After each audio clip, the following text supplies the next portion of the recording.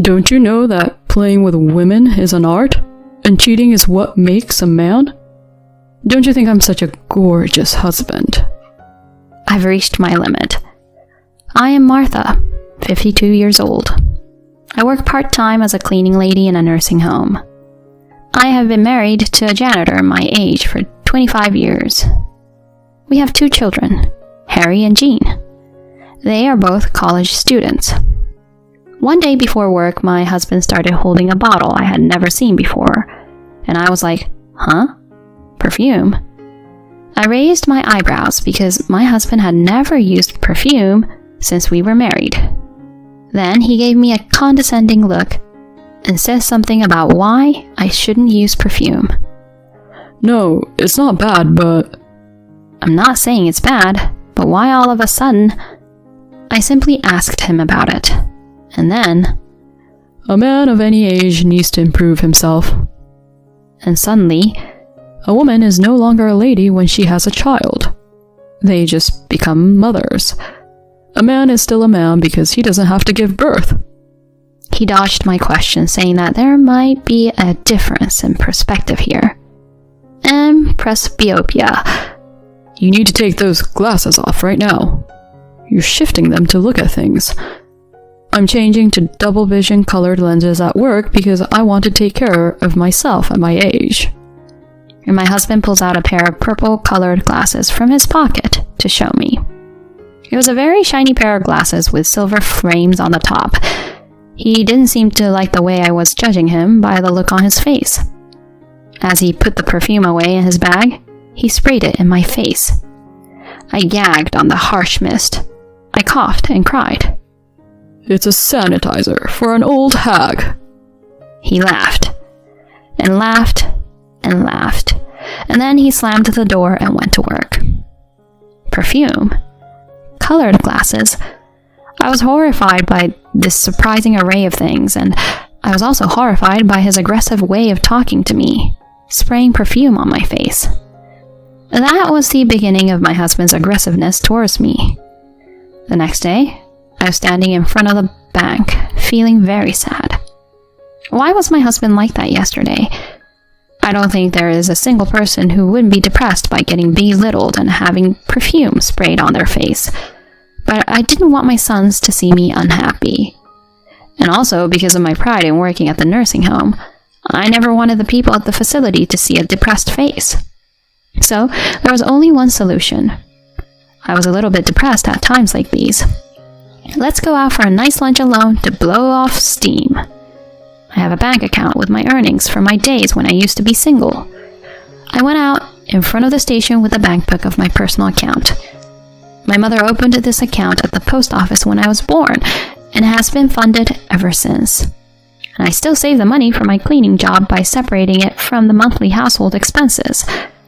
I had hoped to use it for my first and second son's weddings, and I have been spending up to $50 a month of it on treats like this. But I didn't feel the need for a reward so soon and didn't use it for a few months. This is a secret course for me. But when I went to the ATM to withdraw the money, I was surprised. I checked my balance, and to my surprise, it was 0. Huh? What? My mind went blank. I rushed to check the contents of the bank book. That's the only place I could think of. I ran home.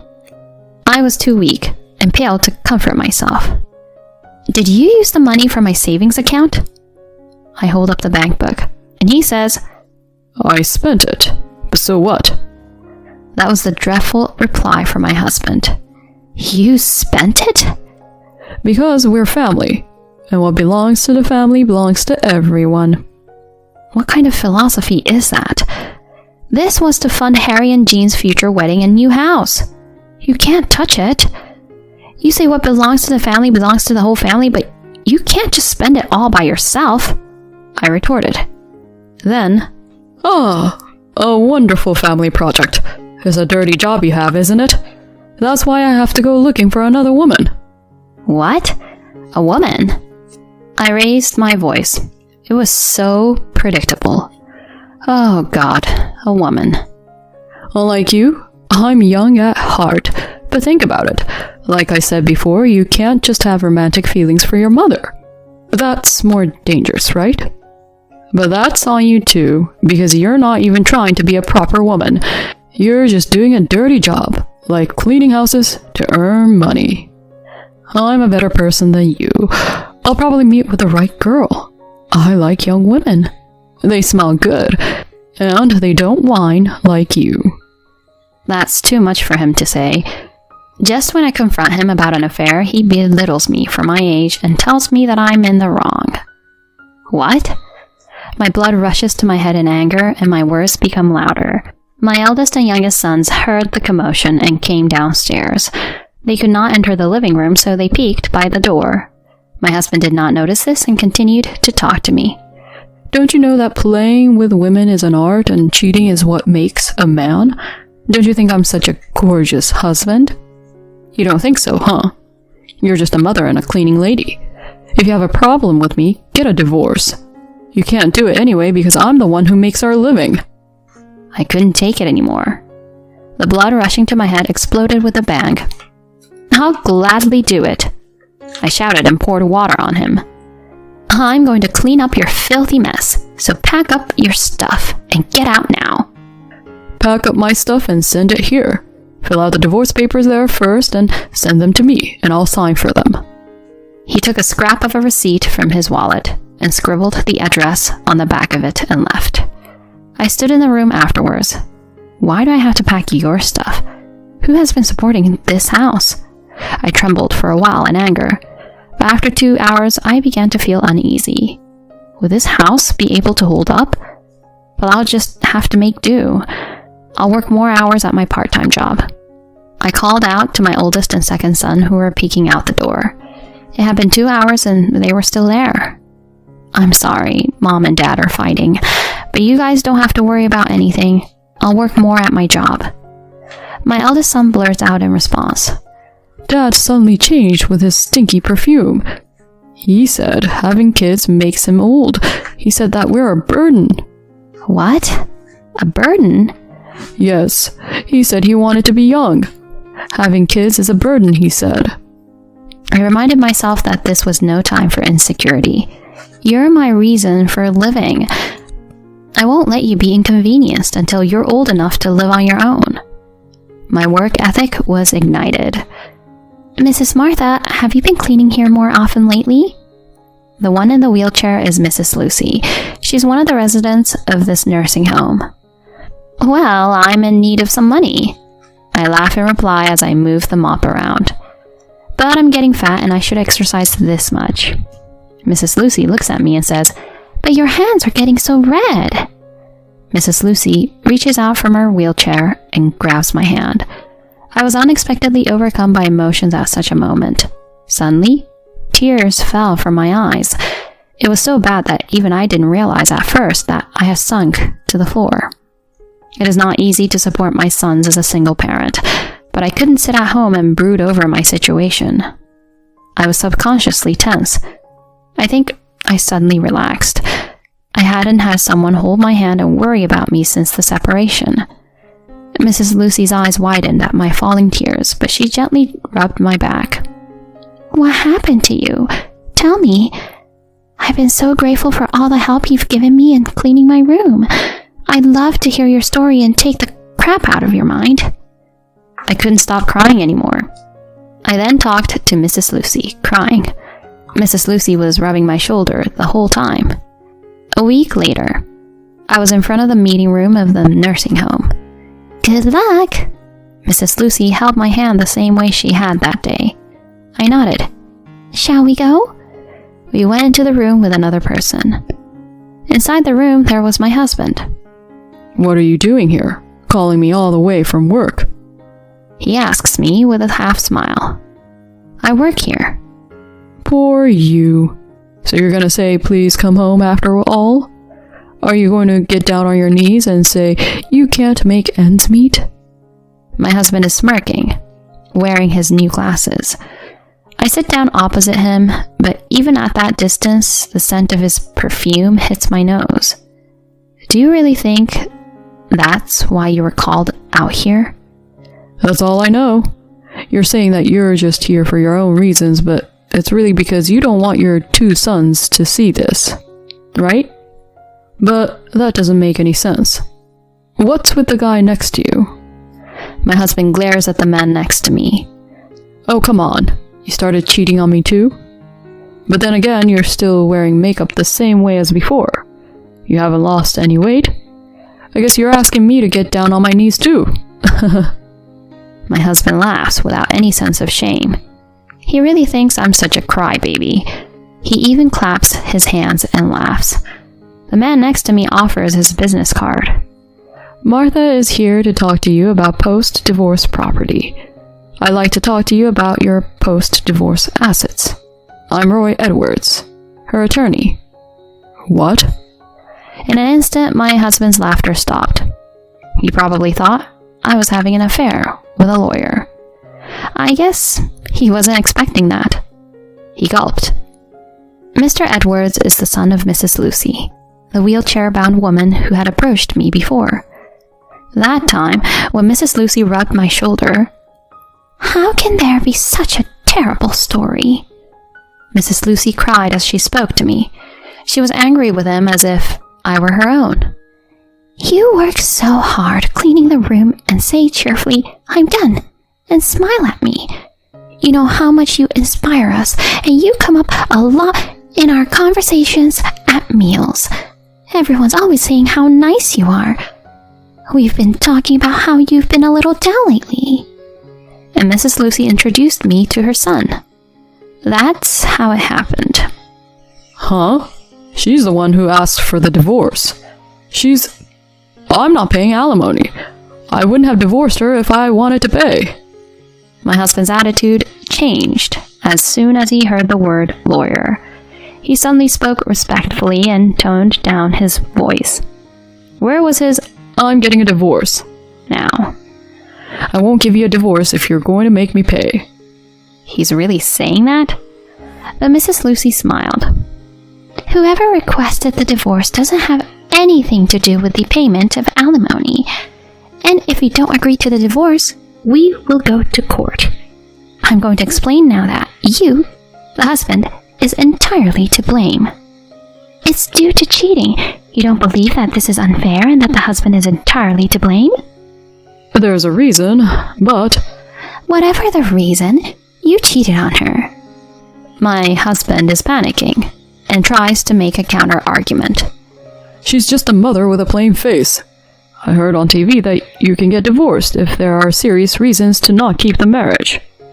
That's why what you say about a woman's worth is so questionable. Mrs. Lucy is blunt. But the main problem is... Mrs. Lucy pulls out a piece of paper. It was a debit statement for my bank account. As she's holding it up, she says, "It says here that all of these were drawn from Martha's account, but..." Then Mrs. Lucy pulls out another piece of paper. "This debit card is in your name, her husband." My husband nods in a shaky way. He must have admitted that he used it. Mrs. Lucy's voice was slow in contrast to my husband's rapid speech, like a gentle, gradual overpowering. "I see." Mrs. Lucy looked at me, and she confirmed it. "Do you have any memory of making cards like this?" I shake my head. I breathe in and answer clearly, "No." Mrs. Lucy turned her face back to my husband. "It looks like this was made with a family card linked to this account. You made a card without your wife's knowledge and falsified the application form. Therefore, you are guilty of forgery." What's that? "It's a crime." What? "In other words, it is a criminal matter. A crime." That word carried so much weight. They're words that people don't use in their normal lives. My husband was confronted with the reality of having committed such a crime. "So, here are the card statements. For branded bags, cosmetics, accessories." I don't have it all. I gave them away. "It doesn't matter." Mrs. Lucy brushed it off. "I have to say something. I mean, how could you use your wife's money to buy a present for a woman you're having an affair with?" I just had to butt in. Spending your wife's money while saying that cheating is what makes a man is beyond shallow. But I also thought that those crooked values should be beaten down, and I should cut him off at that point. I have the statement as evidence, so you'll have to pay this in addition to the alimony. Oh. My husband fell off his chair. That is why I called you to be present. Mrs. Lucy gets up and opens the door. Mrs. Lucy told us the story, you know. My sons came in. Oh, you! My husband, still lying on the ground, looks up at them. They both look down at him. So, we're just a burden to you, huh? But we feel like you're the one who's being a burden because you spent our money and put us at a disadvantage. Then my oldest son sprays him with perfume that my husband had left from the house. I'll disinfect you. You get out of our house. He cried the whole time. I watched him for a while. Shall we go? We have nothing more to talk about. Mrs. Lucy urged me to go. We left the room, leaving my husband snotty-nosed and shaking. The people from the nursing home were waiting for us outside. How did it go? Mrs. Judy, a client from the nursing home who was in a wheelchair, was in the front of the group and called out to us. It was fine. Mrs. Lucy's son replied. Everyone applauded. I looked back at the meeting room. I wonder if my husband can hear the applause as he breaks down in tears.